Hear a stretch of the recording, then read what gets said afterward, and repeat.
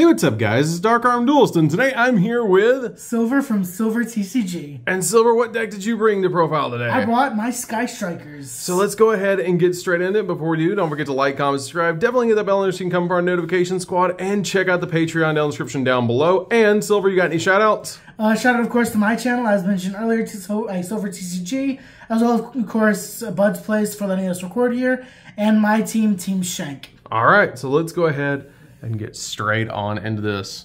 All right. And if you guys would like, check out Silver's channel, as always, down in the pinned comment. So let's go ahead and get straight on into this.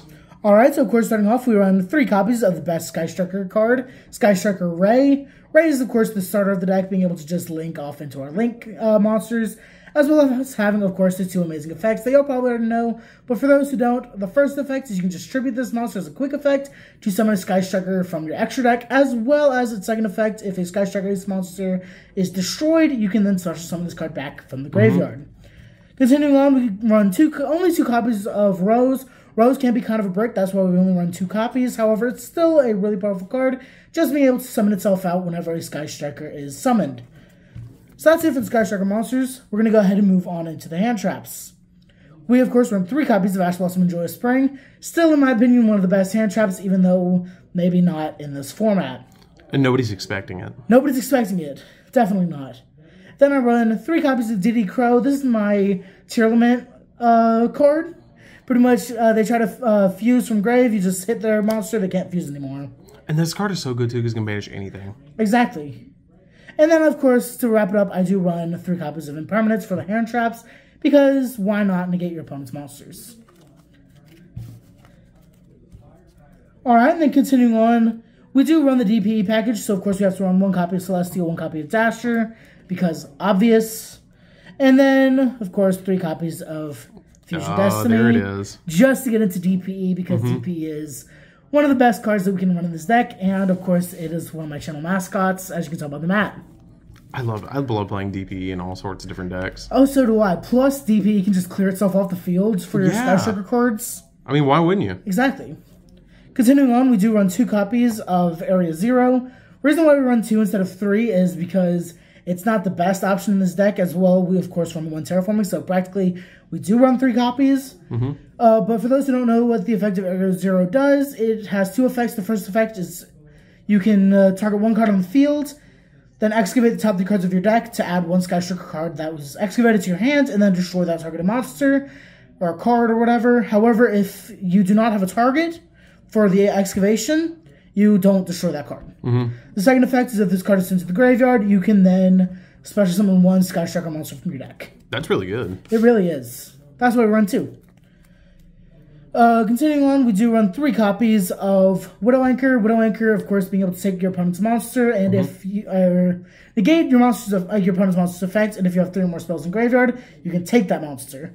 That is super good. Pretty much most Sky Striker cards do have the downside of you cannot have monsters in your main monster zone, but the deck has its ways to play around that. Oh yeah, make Gangari. Exactly.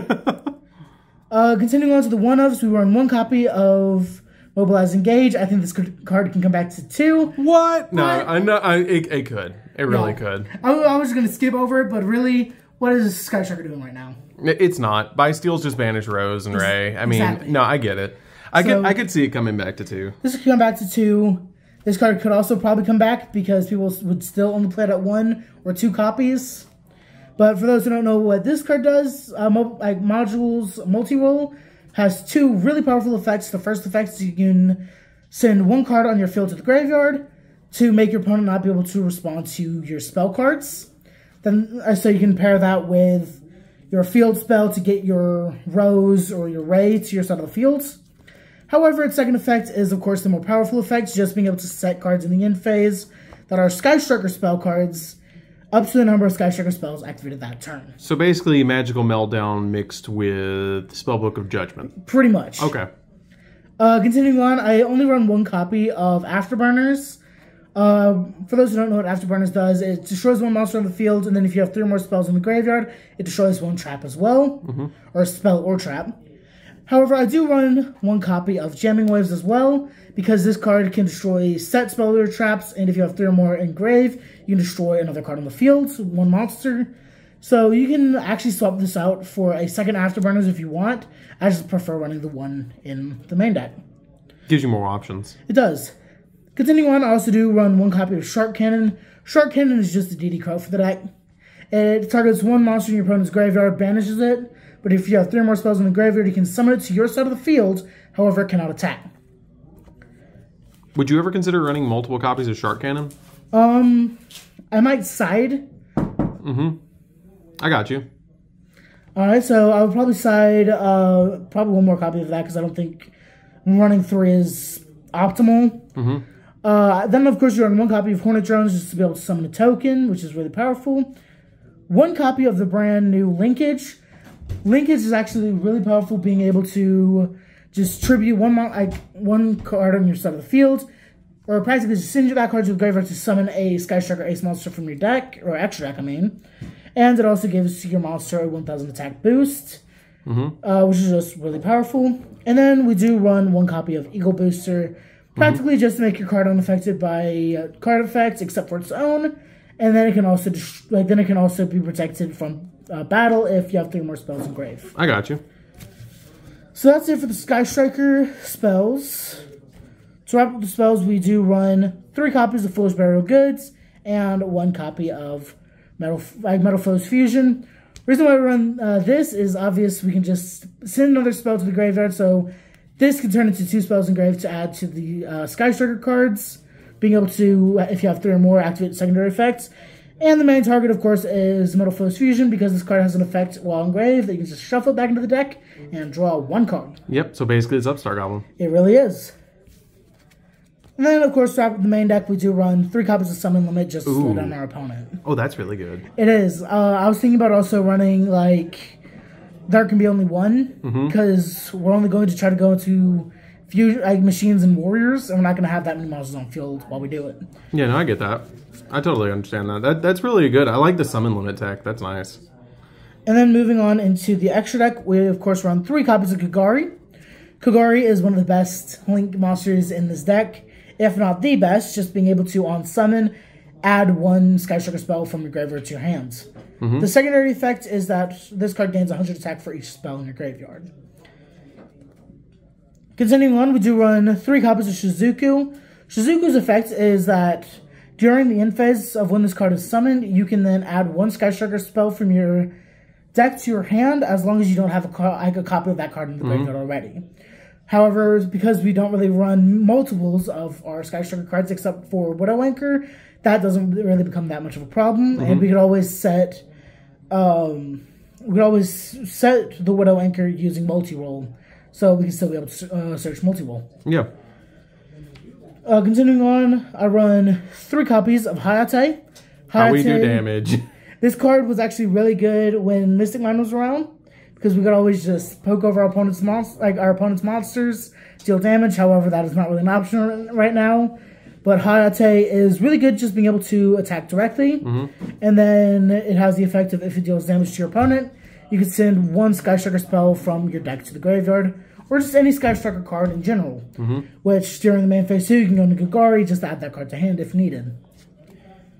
Continuing on, I run 2 copies of Kagari. Let me clean this board up a little bit. 2 copies of Kaina. We run 2 copies of Kaina because this card isn't as good as the other Sky Strikers. However, it does have a little bit of extra protection of when this card is summoned.